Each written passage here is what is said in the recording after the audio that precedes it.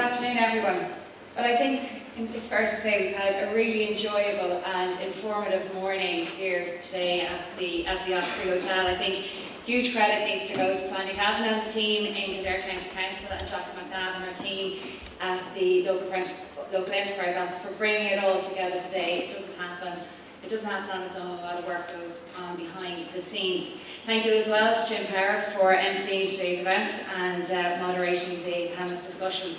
And everything kept moving forward, which was great to keep everything on time. We've had a fantastic lineup of speakers here this morning from Justin Gleeson of Maynooth University, earlier on, who I thought was really interesting how we spoke about demographics around the county and how they impact on the economy and where we're going over the next number of years. The panel with Sonia Kavanagh and the team of directors of service from the County Council was really informative around the strategy, the County Strategy 2025, and how we're looking to meet our objectives for our climate objectives for 2030.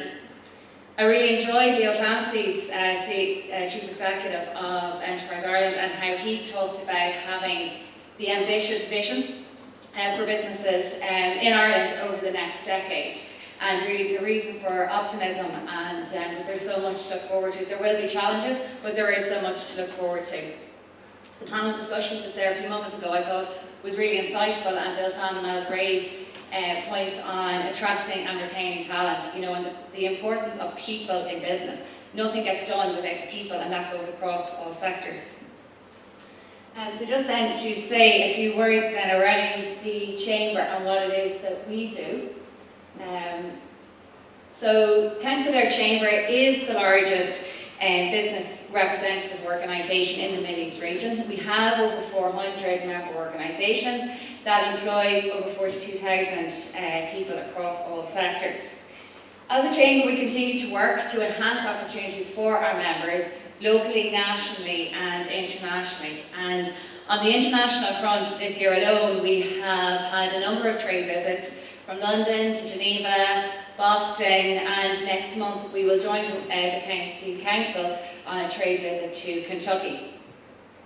We also host inbound visits, and this year we've had inbound visits from Boston, Florida, and this morning our Chief Executive, Alan Shine, hosted a delegation from Brazil. Our membership is extremely broad, and here's a screenshot of our corporate partners at the moment, and you can see they come from a diverse range, and our membership is made up of startup businesses, SMEs and multinationals.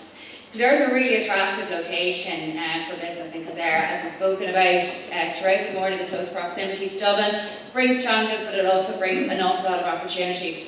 And the continuous flow of young available talent coming out of Maynooth University is a fantastic resource.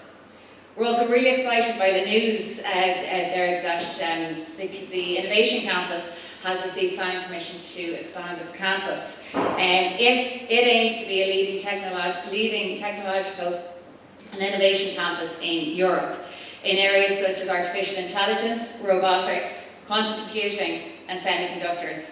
And really this planned extension will deliver capacity for over 3,000 jobs and positions Kildare as a leading county for inward investment. As a Chamber, our representation is so important, and it really does mean that we can do so much for our members through this representation internationally, nationally and locally. So these are the various committees and boards that we are represented on. On the international side, it's the International Chamber of Commerce Taxation Committee that I'm involved with.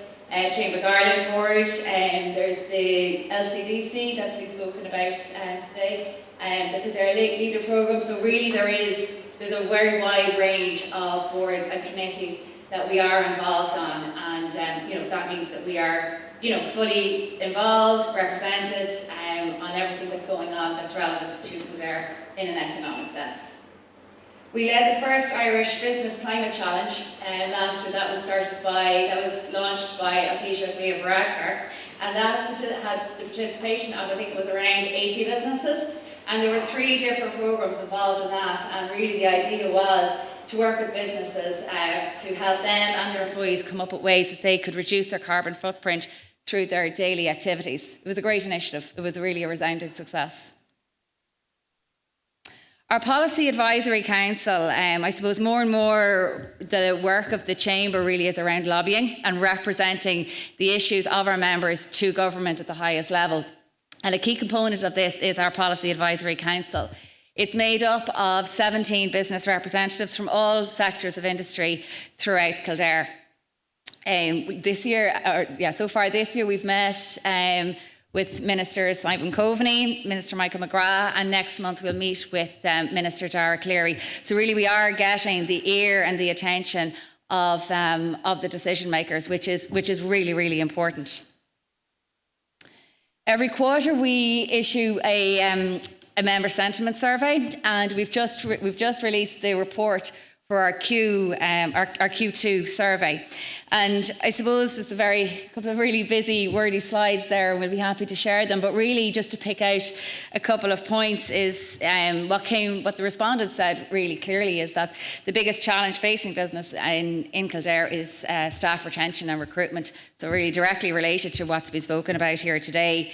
This is followed by issues around the high cost of energy and raw materials and increasing pressure on business to increase productivity.